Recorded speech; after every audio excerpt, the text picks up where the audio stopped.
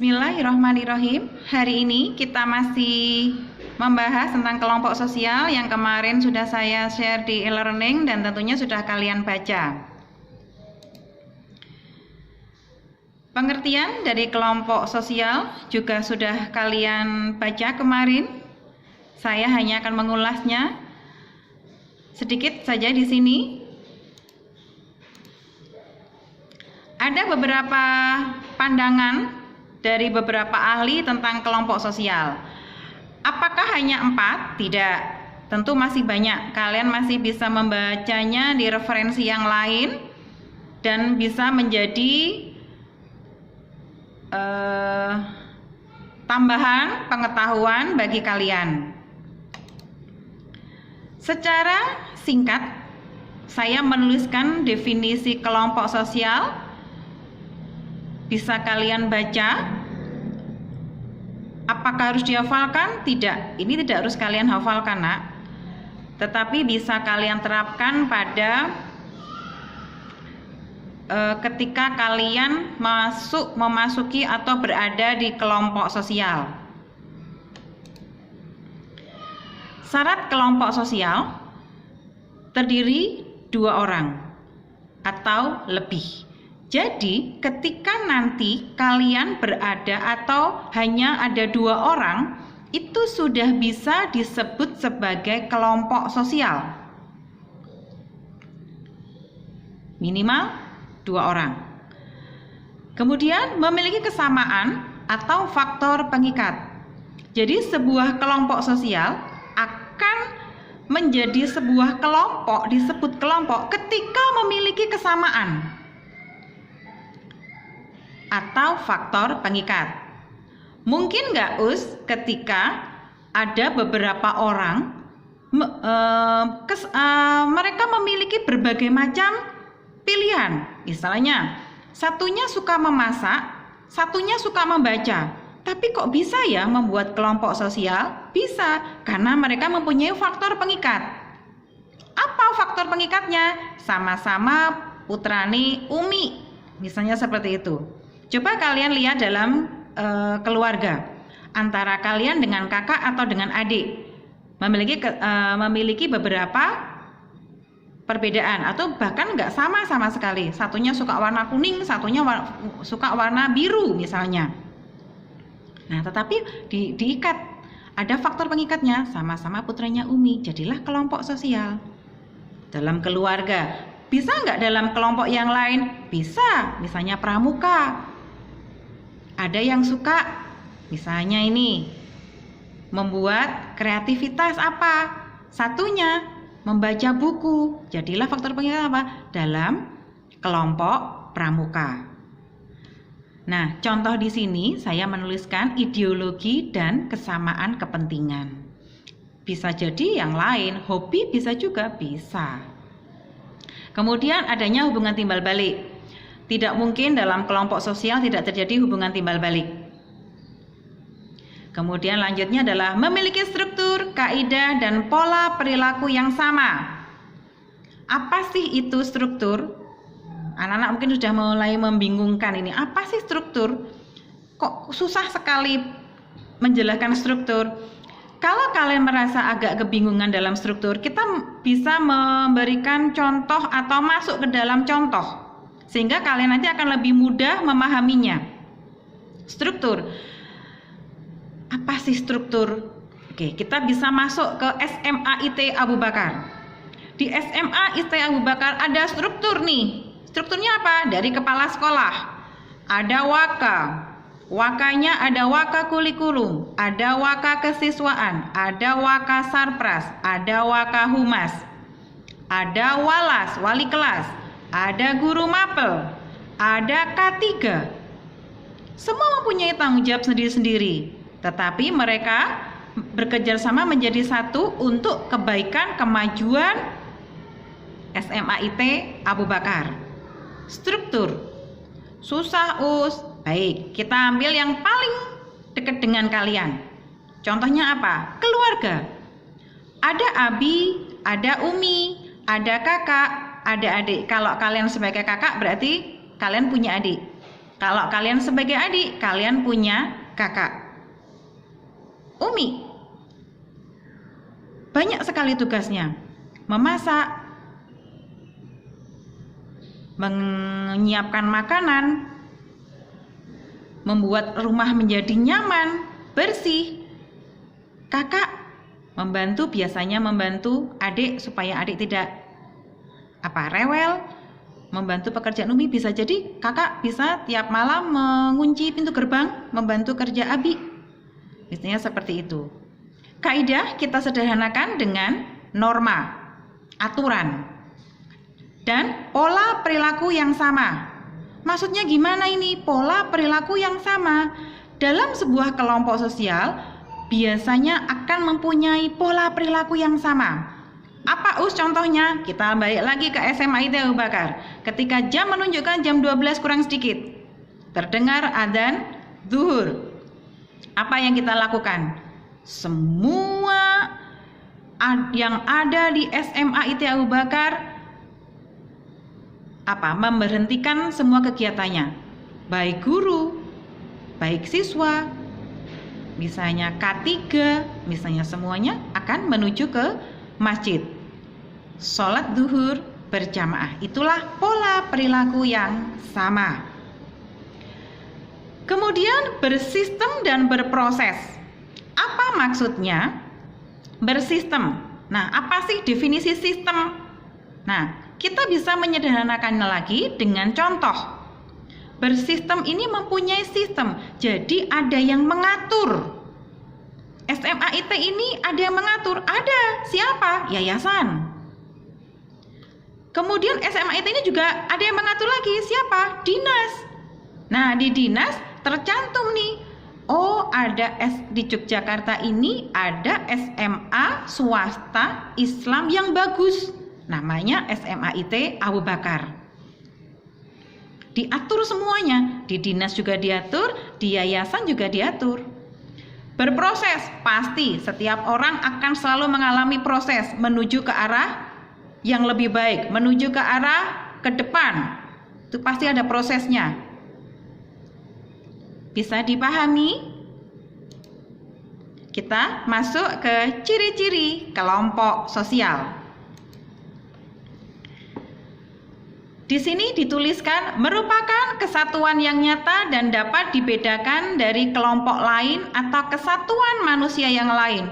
Waduh, panjang, susah dihafalnya dan nggak ngerti maksudnya. Biasanya itu yang akan terlena pada anak-anak. Ini maksudnya gimana? Tadi Ustazah udah bilang, ketika anak-anak merasa kesulitan dengan bahasa yang diberikan, cobalah kita menggunakan contoh. Itu akan lebih mudah untuk kalian pahami. Baik, yuk kita bahas. Merupakan kesatuan yang nyata. Kesatuan ini nyata, nak.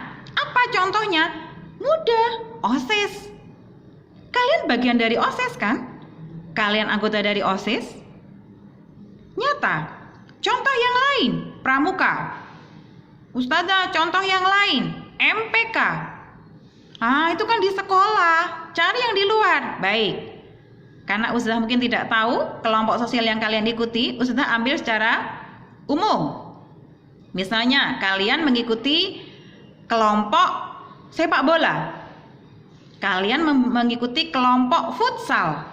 Itu kan kesatuannya nyata.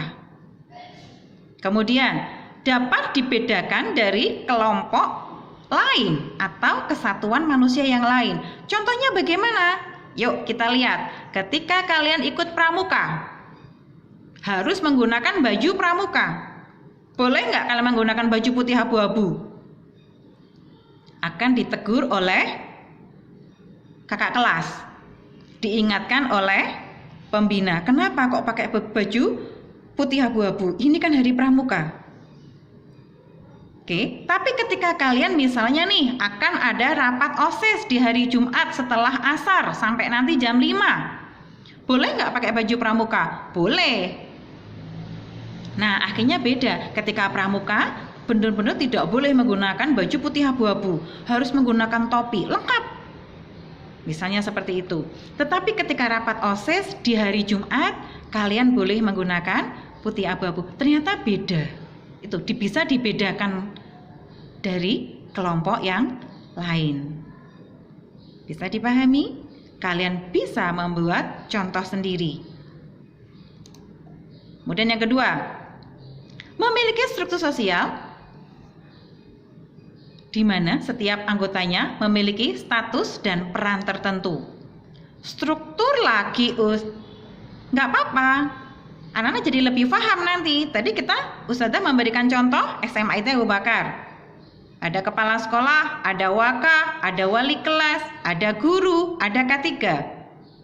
Ya kan? Mereka memiliki peran sendiri-sendiri. Ya. Bagaimana dengan peran kepala sekolah? Kalian bisa tahu. Ustazah Nur Hasanah selalu mengontrol, selalu datang pagi. Bagaimana peran misalnya nih K3? Kalian juga bisa tahu. Selalu membersihkan, selalu nyapu, selalu ngepel. Kalau ada apa-apa kita butuh bantuan, mereka selalu siap. Itulah peran-peran tertentu yang harus mereka jalani.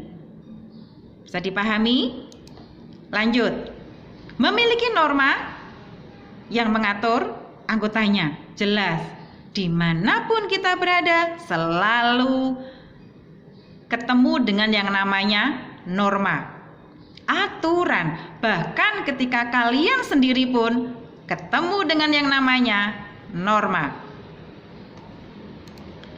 Memiliki kepentingan bersama. Ya, dalam kelompok sosial pasti ingin sukses. Tidak ada kelompok sosial yang pinginnya gagal. Yuk kita bikin kelompok sosial. Supaya apa? Supaya kita gagal. Gak ada. Semua pasti ingin sukses. Semua pasti ingin maju. Semua akan menuju ke arah kebaikan. Lanjut. Terjadinya interaksi dan komunikasi. Pasti. Dalam kelompok sosial pasti akan terjadi komunikasi. Karena apa? Tadi sudah dibahas di syaratnya akan terjadi hubungan timbal balik. Dari sini kita sudah membahas definisi kelompok sosial, syarat kelompok sosial, dan ciri-ciri kelompok sosial. Semoga anak-anak lebih paham lagi.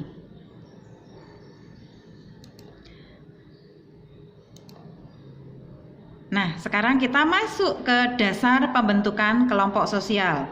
Ini juga sudah saya tulis, kemarin sudah diposting di e-learning. Mungkin sekarang Ustazah tinggal membahas sedikit aja. Ada 4 ternyata. Mengapa kok kita itu membentuk kelompok sosial? Apa pentingnya kita membentuk kelompok sosial? Yang pertama adalah faktor kepentingan yang sama. Nah, biasanya disebut common interest. Nah, ini Ustazah memberikan contoh yang berbeda dari yang tadi kita bahas. Kalau tadi kita bahas tentang OSIS, tentang pramuka, MPK. Nah, sekarang coba Ustazah memberikan contoh yang lain supaya kalian mempunyai wacana juga. Arisan. Kira-kira pernah nggak kalian melihat Umi, ibu kalian, bunda kalian ikut arisan? Nah, ini kepentingannya sama ini. Apa misalnya? Menabung. Nah, supaya uangnya nggak habis, biasanya seperti itu ya. Atau bisa kumpul-kumpul nih dengan teman, sesama ibu-ibu, ada informasi apa? Mungkin ada yang sakit, ada yang perlu ditengok, misalnya seperti itu. Kemudian juga seniman. Orang-orang seniman itu mempunyai kepentingan yang sama. Apa? Ingin melestarikan kebudayaan yang ada. Nah, ini misalnya Mas Amin. Mas Amin bisa cerita banyak ini. Sebenarnya Ustazah pengen banget nih cerita tentang wayang ini. Bagaimana wayang itu mempunyai falsafah yang sangat bagus. Kita ambil falsafahnya aja. Jangan, itu di wayang ini nggak menutup aurat. Jangan seperti itu. Karena itu mungkin memang zaman dulu ya. Karena itu budaya yang untuk hiburan pada zaman dahulu. Tapi bagus sekali itu falsafahnya. Kita ambil yang bagus-bagus saja. Olahragawan. Wah, mereka ingin selalu hidup sehat dengan olahraga setiap hari dan kita bisa termotivasi. Oh iya ya, ternyata coba yang sekarang musimnya adalah goes. Nah, padahal di zaman COVID seperti ini, tapi orang tetap aja goes, misalnya seperti itu. Ada nggak contoh yang lain? Ada, masih banyak dan kalian bisa mengembangkan contoh ini. Bisa dipahami? Kita masuk yang nomor 2. Faktor darah dan keturunan yang sama. Common ancestry. Oh, susah. Ya udah, pakai yang bahasa Indonesia juga boleh. Faktor darah dan keturunan yang sama. Kita akan membentuk kelompok sosial dengan sendirinya karena faktor keturunan. Contoh, misalnya nih, kalian di SMA ITB Abu Bakar, kok ketemu dengan Fulan, misalnya gitu. Ternyata itu putranya Tante, atau putranya Bule, atau putranya Bude. Nah, itulah ternyata, oh alah, satu keluarga. Kenapa? Keturunan dari mbah yang sama. Nah, di sini saya memberikan contoh orang Tionghoa, keturunan Arab, keturunan Batak. Yang ketiga adalah faktor geografis. Nah, ini karena letak geografisnya. Kalau kelompok nelayan itu biasanya ada di pesisir. Jarang di pesisir itu mereka menanam padi karena memang nggak bisa tumbuh ya, pasir semuanya. Nah, akhirnya mereka sebagai nelayan. Kemudian kalau di pedesaan biasanya kelompok tani. Bisa juga ini palawija juga bisa, tergantung tempatnya ada di mana. Anak-anak bisa memahami dari kalau kalian berada di pedesaan. Ada yang menanam padi, ada yang menanam ketela, ada yang menanam jagung. Sekarang mungkin lombok karena mungkin baru digalakkan supaya lombok bisa murah, misalnya seperti itu. Oke. Terakhir adalah faktor daerah asal yang sama. Contohnya, misalnya ini, kalau nanti kalian sudah kuliah, misalnya kalian kuliah berada di Malang, nah biasanya mereka akan membentuk keluarga mahasiswa asal Yogyakarta karena berada di Malang. Nah, karena Yogyakarta ini adalah juga banyak sekali mahasiswa yang berasal dari luar Yogyakarta, luar Jawa maupun luar DIY, mereka akan membentuk kelompok-kelompok tertentu. Misalnya di sini adalah yang Ustazah berikan adalah kelompok mahasiswa Papua Yogyakarta. Jadi mereka membuat seperti rumah, kemudian di situ menampung hanya boleh orang-orang Papua atau hanya boleh orang-orang Kalimantan Selatan. Misalnya sampai seperti itu. Banyak nanti akan kalian jumpai. Inilah dasar pembentukan kelompok sosial. Kita sudah mempunyai beberapa materi tentang kelompok sosial. Semoga menjadi lebih paham dan kalau ada yang mau ditanyakan nanti kita bisa masuk ke sharing obrolan.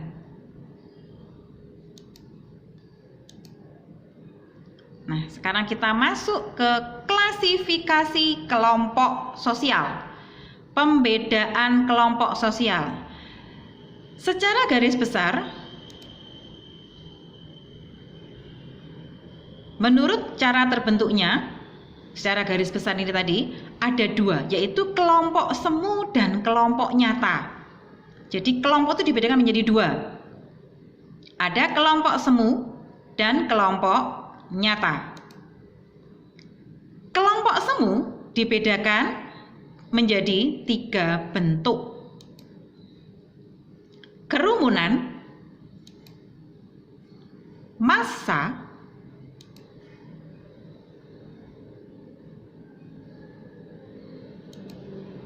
dan publik. Apa Apa itu? Nanti kita akan bahas di pertemuan selanjutnya. Kelompok nyata, ini menurut Robert Bierstedt, dibedakan menjadi 4. Ustazah susah, ya udah kelompok nyata dibedakan menjadi 4 gitu juga boleh. Jadi anak-anak jangan terbebani dulu. Namanya susah ya, karena ini kita mengacu dari orang barat ya nak ya. Karena sosiologi lahirnya di negara barat, jadi kita mengacu dari sana. Tidak masalah. Tapi ilmunya bisa kita terapkan di Indonesia, di lingkungan kita. Yang pertama adalah kelompok statistik. Waduh, apalagi itu nggak apa-apa, nanti kita bahas bareng-bareng. Ustazah akan memberikan semuanya untuk kalian. Yang kedua adalah kelompok sosieta. Yang ketiga adalah kelompok sosial. Dan yang keempat adalah kelompok asosiasi. Kalau kalian mau nulis, boleh. Tidak ditulis, tidak apa-apa. Tetapi ketika nanti kalian ujian atau saya tanyakan, ada beberapa kuis, kalian bisa menjawab. Secara umum, klasifikasi kelompok sosial seperti ini.